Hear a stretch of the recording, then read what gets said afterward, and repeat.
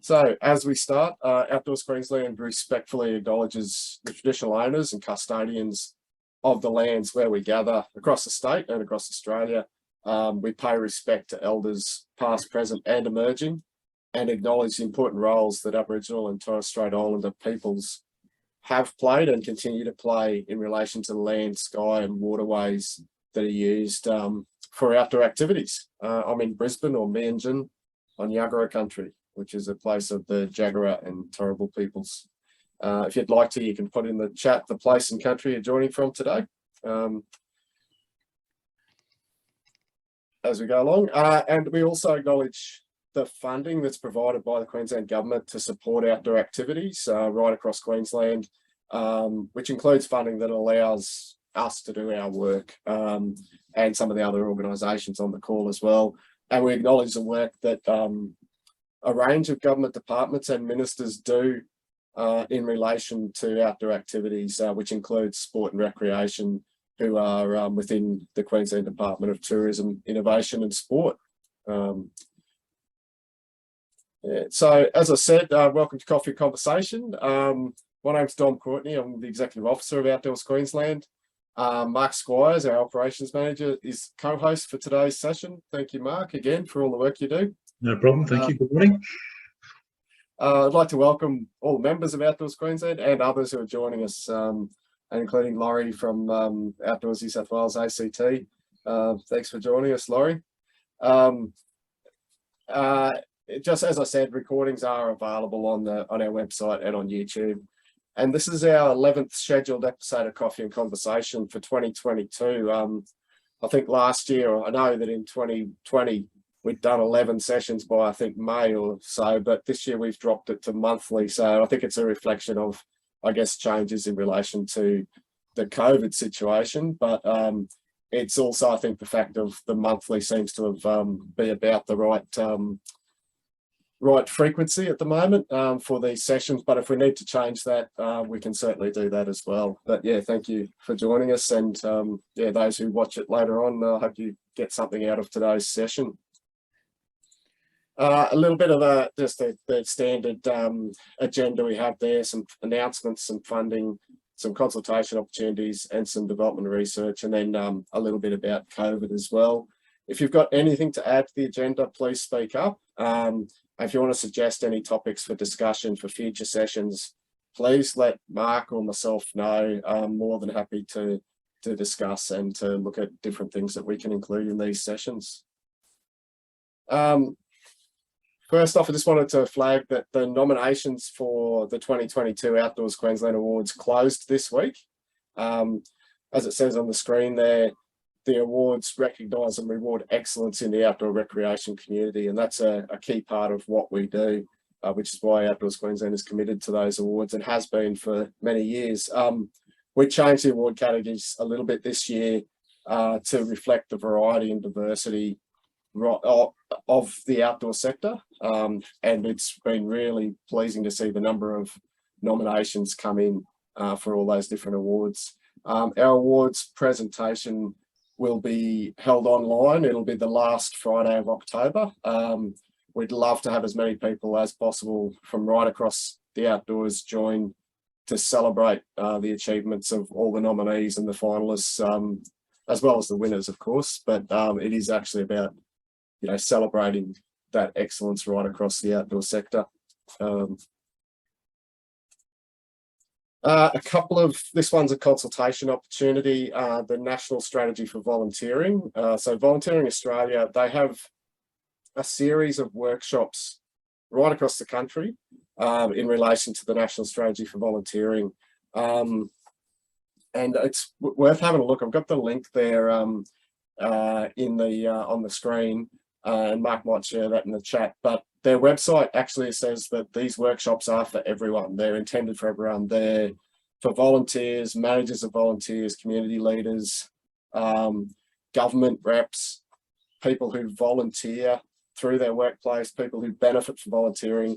And they also say, and people who aren't currently volunteering. So it's pretty broad. They are really trying to get as much as possible for these workshops. And then they say they're also going to host online workshops and there'll be more information available soon. So I think it's a really good opportunity. Obviously, volunteering is a significant part of the Australian outdoor sector. So I think it'd be a good thing to have our say in relation to that national strategy for volunteering. And thanks, Mark, for popping that in there. I also just wanted to highlight the Outdoor Council of Australia just recently commissioned a lawyer's perspective on the work that outdoor businesses do and obligations, particularly relating to risk management in the legal context. So Bartia Parry lawyers have provided the information to help the industry in relation to considering legal obligations, particularly around risk management and understanding duties. It is just general information. It's not intended as legal advice for your particular organisation, but you know, it's there to probably also inform some of the decisions that are made, and it also refers to tools like the adventure activity standards and good practice guides. So the key, I guess, points of that, it's worth having a read for your context, but the key points that they make in their advice is about preparing, informing and ensuring. So the three sort of headline notes, I guess, are, so they talk about you know, making sure you're prepared to lead the activity in accordance with your legal obligations, ensuring participants are properly informed of the risks, and also that you have appropriate insurance cover. So they're sort of in a nutshell, but it's worth a read. I'd really highlight that. I know Laurie's certainly done a lot of work in this space and has highlighted in her newsletter this week too, with the, you know, the statement that this is a time, even when we are under stress, under pressure to deliver outcomes, particularly in relation to staffing. You know, a lot of organisations are under staffing pressure at the moment. This is a time to make sure we're meeting or exceeding our legal obligations and the obligations in general to clients and customers. So if anyone wants to have a chat about that, happy if you want to put your hand up now or have anything to say on that one, yeah, or as we go along. Cool. I wanted to highlight this one too. It's a dodgy looking slide there, but it's typical. So it's ecoBiz is a free program for small to medium businesses, which is funded by the Queensland government. The CCIQ, I think that's the Chamber of Commerce and Industry Queensland. So they actually bring in an ecoBiz expert, they're called, in this thing. So you can develop an action plan to help your business save money and increase your efficiencies. It says so far 90% of the businesses who've engaged in this program have recorded an increase in productivity and savings, and it's intended for any type of business. And they've got a range of coaches from all over the state. So they've got people who can come in and literally sit down and go through how your business operates and how you might be able to improve it in relation to the eco side of your business. So just wanted to flag that one. It's fully government funded, so they'll come in, do an assessment. That you do have to do a little bit of work first to be ready for the assessment, but I just wanted to highlight that one as an opportunity as well, that people may be interested in. Can I ask a question there? Of course you can. Yep. Is that solely related to tourism type things?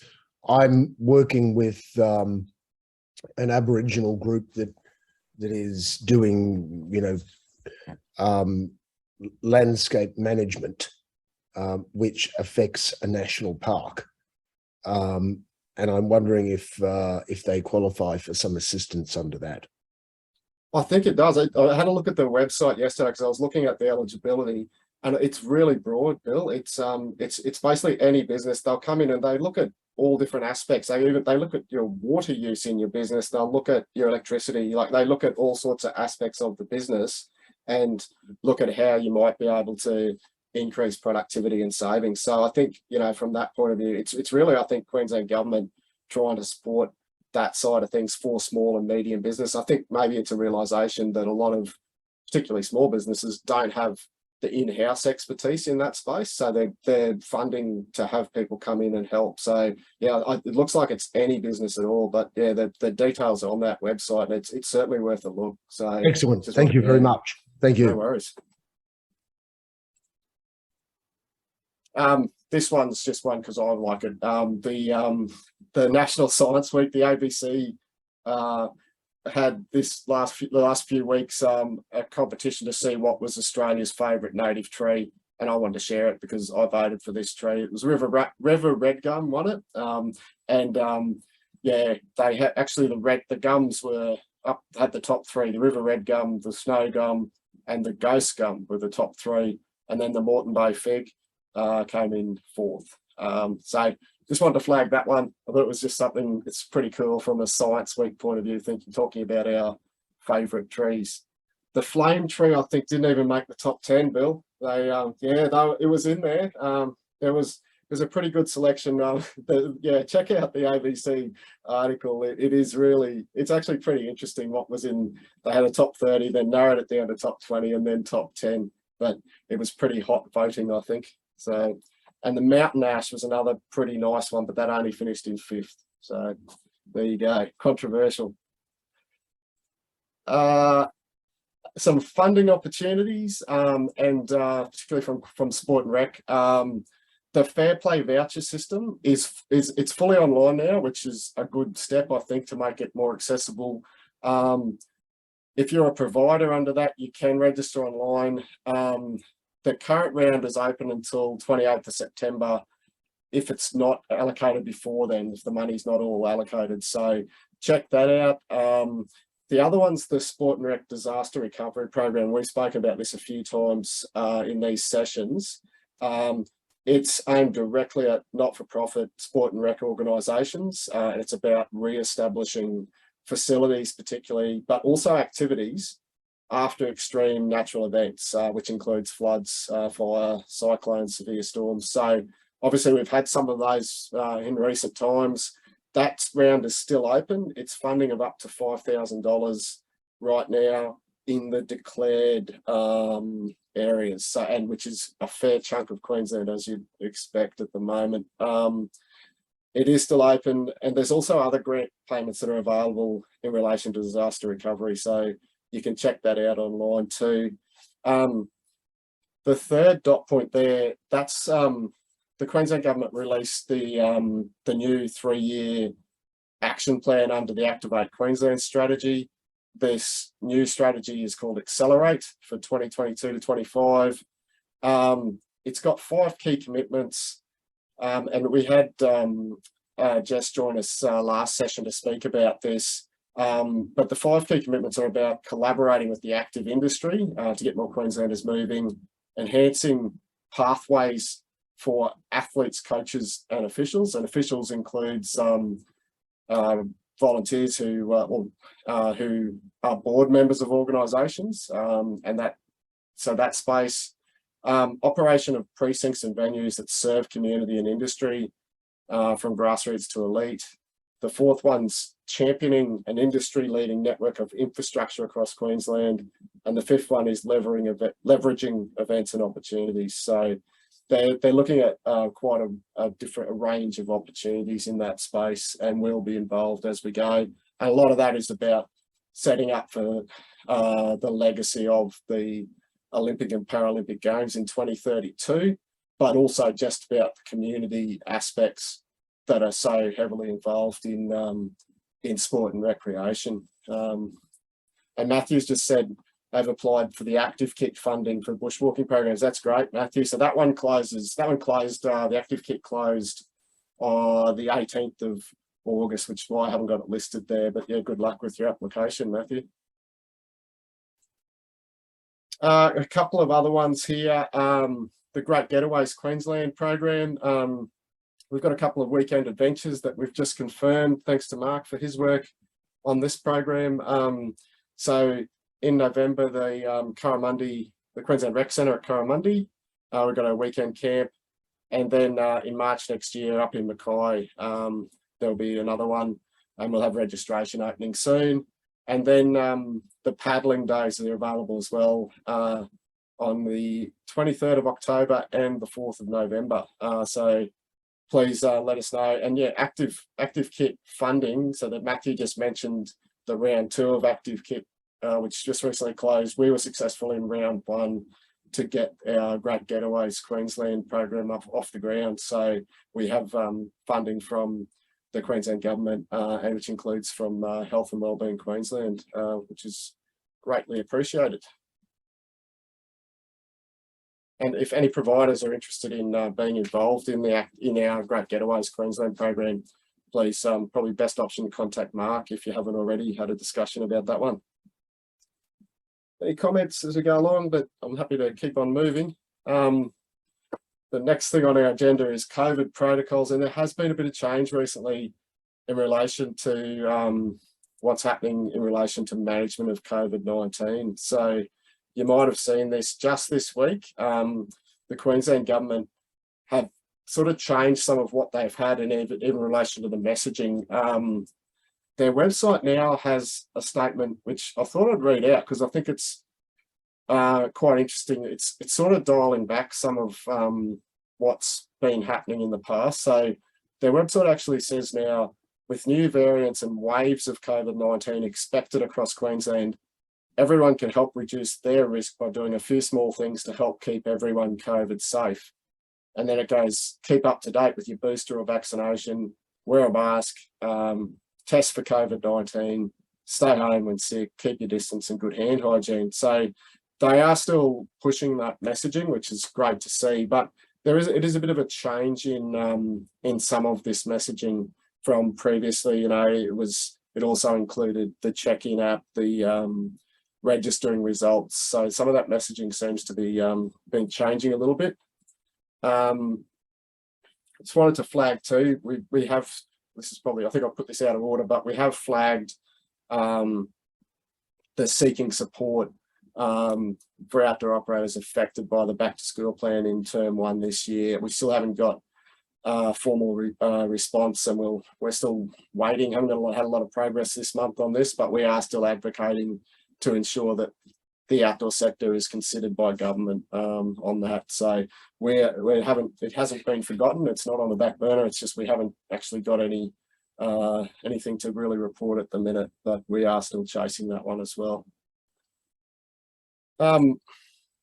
So sorry, I sort of slotted that one in there, but the changes since the last session on the 5th of August, just literally from today, from 6 o'clock today, the COVID-19 vaccine mandate for people working in, it's got their primary care, private hospitals and private allied health will end. And decisions about mandating the vaccine in those settings will shift to the employer to manage. And it says the same thing at the bottom of that screen there. And this is a screenshot from the government website. So the workers in high-risk settings, which included early childhood, primary and secondary education, again, that changed on the 30th of June, that vaccination was no longer required for workers in those high-risk settings. And again, it says decisions on mandatory vaccinations to be made by the owner or operator of those settings. So again, they're winding back some of these things. There is still vaccine requirements, as it says there, for Queensland health workers, workers in aged care and disability care. So that includes some outdoor operators working in the disability care space particularly, and in particularly some maybe working in aged care. But yeah, there is some changings. Just yesterday, earlier in the week, the National Cabinet announced that people who test positive will only be required to isolate for 5 days from next Friday. But there'll still be some requirements for the 7-day isolation period. And they talked in that about the high-risk settings such as disability and aged care and people with symptoms sticking to the 7-day isolation. And the other one that this just sort of comes to the stuff that's on the screen there. The Queensland Health Minister, Yvette Darth, yesterday said the state's reached a new stage of the pandemic. And then she said, that authorities will move to change the approach to managing COVID. So yeah, she also flagged that they're going to introduce a bill to Parliament that'll adjust Queensland's pandemic management approach after October 31. So I'd be interested to see what the detail is on that once that's available. So there does seem to be quite a few tweaks happening at the moment, which I guess does reflect what's happening in the community as well with COVID. So just wanted to highlight that. Any questions or comments on that? Nope. I mean, it's great to see things relaxing. It's also want to just make sure everyone's aware of what's happening in that space. The other one that is obviously directly relevant for particularly school camp operators is the Education Queensland COVID rules and protocols. So this is all on the Education Queensland website. There haven't been huge changes to the Department of Education rules in the last month. Their website still includes the suggestion that schools consider providing students and staff with RATs to conduct at home before attending camps to reduce the risk of students and staff becoming ill while at camp. And they've also got some information on their website about dealing with close contacts of a confirmed COVID-19 case while at camp, if that does happen. So they're talking about if you share an enclosed bedroom, sleep in adjacent beds in a dorm, people who slept in a cubicle in a partition dorm, so or adjacent to a confirmed case or a person who was a confirmed case. So yeah, just check it out. They then say that close contacts need to follow Queensland Health directions. So it goes back to the Queensland Health rules, but Education Queensland, I think, is trying to clarify what the position is in that space. And if you're not a close contact, you can continue attending the camp, which applies for adults at camp or students at camp.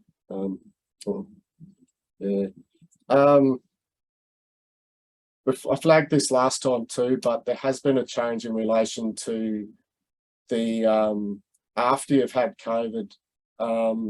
They did have a rule that if for 12 weeks after you completed isolation, you didn't need to get tested. That time limit has changed from 12 weeks now to 28 days after you've completed isolation, which relates to changes in understanding of the situation, particularly with the Omicron variant. So that change still means, you know, if you've had COVID, then for the next 28 days or 4 weeks, if you have symptoms, they say it's not worth getting tested because you, in theory, can't get it again that quickly. So yeah, so just that's worth knowing. The other one that we have talked about previously, but I think it's worth discussing, is that some land managers and owners and clubs actually have stricter rules than what is handed down by Queensland Health or by the government. So it could be about protecting vulnerable staff and vulnerable communities that the business is related to. And it could just be about reassuring participants that the organisation's taking specific measures for their health and wellbeing and their protection. So that one's an important point. If you booked in for a venue that has stricter rules, it's not just that that's up to that organisation to apply those rules. And that I mentioned that earlier in relation to some of the comments regarding vaccination, that there is scope for organisations to have different or stricter rules than the minimum, I guess, that the government's talking about. And they are actually encouraging organisations to consider that. So that's actually an important point of considering that. If it's in your operations, if you're going to a venue, understand what the rules are for that location, which I think is something outdoor operators are good at, as far as understanding the local rules that apply and making decisions based on the places that we're looking to operate, and working within those rules and having a conversation with the organisations that set the rules as well. Any questions, comments? I did say this wasn't just going to be me talking, so you need to help me out here. This one is still, that's on the education department as well. They do still have this statement about off-site premises must apply to public health directions. And then it talks about some guidance around check-in and says schools have to retain details of students attending the external venue, which is going to be standard practice across the board, particularly for camps and other outdoor organised activities. So I don't think that's going to be a challenge for any of our operators, but it is certainly just the statement that they have to adhere to public health directions. I think every business operating out there has to adhere to public health directions. So it's nothing extra or nothing onerous for our activity providers out there and for school camp providers. And you know, I think that's just a bit of standard information. So yeah.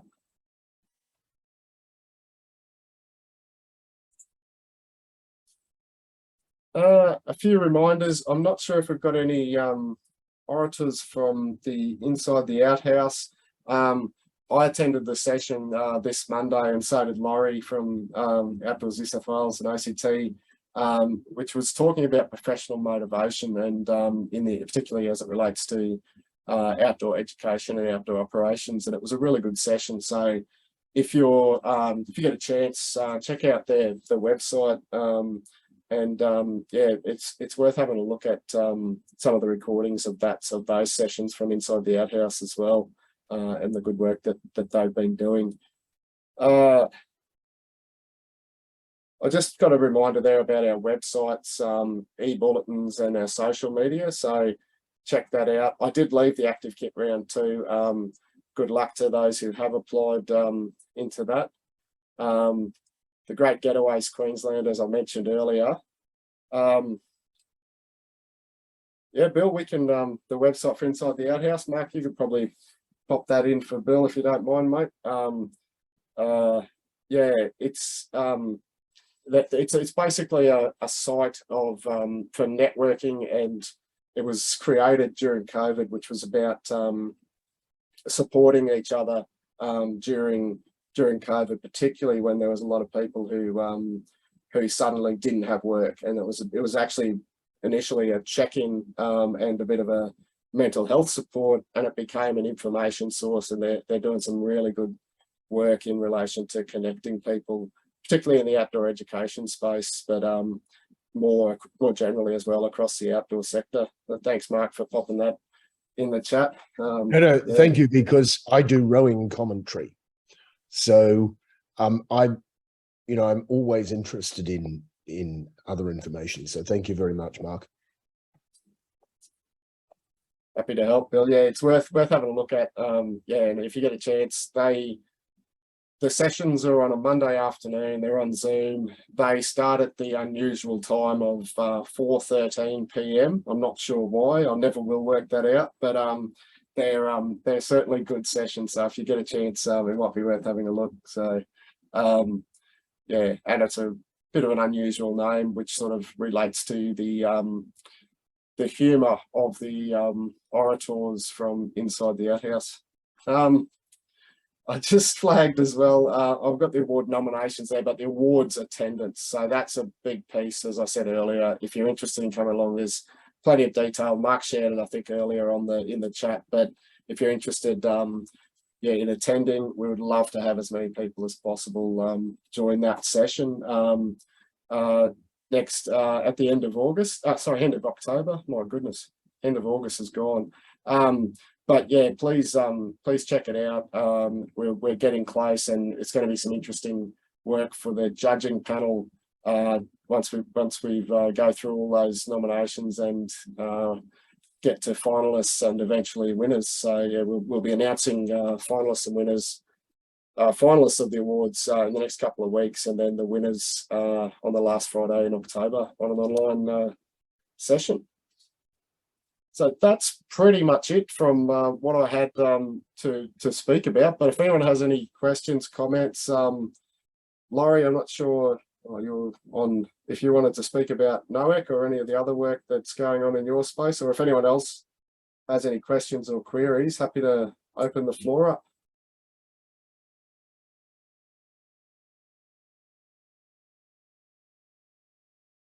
No? Gavin, did you want to talk about any of the work that Bushwalking of Queensland or Bushwalking Australia been up to? Yeah, I'll talk about the Queensland Walks Month. Oh yeah, that's a good one. Yeah, which was a huge success. We joined up with Queensland Walks and held it at Burner, and we put on 5 walks, and they were well attended, and people actually were amazed with what's on offer in the scenic rim area, and especially we just walked around the roads, and just seeing the amazing things along the roads, like wood carvings on fence posts and little things like that just made the walking good. And yeah, they really enjoyed it. And looking forward to next year, where we're looking at targeting another different local government area, probably the Redlands. Terrific. Oh, well done, Gavin. And yeah, it's great to see. I think you and I had a conversation at a Queensland Walk session a few months ago after some of the earlier ones in May for the Scenic Rim Adventure Festival, when some of that got flooded out, and then Bushwalking Queensland changed it up and thought, let's do some of these as part of Queensland Walks Month, and it's great. So well done, mate, and well done on the people who've attended those walks. And yeah, it's great to see. And it also gave us a good opportunity to network with a lot of the outdoors businesses down that way that I didn't even know we actually existed. So yeah, we've got a real strong bond now with a few businesses down there.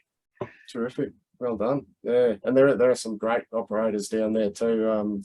Yeah, so that's good to see you're building that, and the Redlands will be a good opportunity as well, I'd imagine, for some walks, some hidden gems in there as well. So yeah, that's great. Yeah, terrific. If anyone, does anyone else have any other questions, comments, discussion points? No. I think NOAC, Laurie said that earlier that the tickets for NOAC are pretty much sold out for the National Outdoor Education Conference, which is in the Blue Mountains in end of September.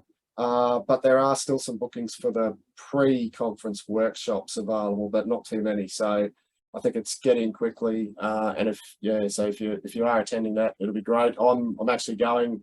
I bought a ticket and I'm doing a workshop at the conference, which was booked in for the conference in 2020, and I'm sort of glad that it's all going ahead, and well done to Laurie and her team for all the work that's gone into making that happen after obviously disruptions over the last couple of years due to the dreaded COVID situation. But yeah. Well, we might finish up there. It's been a quick session today, but yeah, if anyone has any questions, comments, feel free to get in touch with us. Yeah, I just a big thank you for coming. Thanks for all the members and volunteers and staff who contribute to what we do. We will be feeding some of that into that Volunteering Australia discussion about volunteering strategy. And our next session will be the first Friday in October, so the 7th of October. With that, we'll sign off. Please be kind to yourself, be kind to others, and be kind to the planet.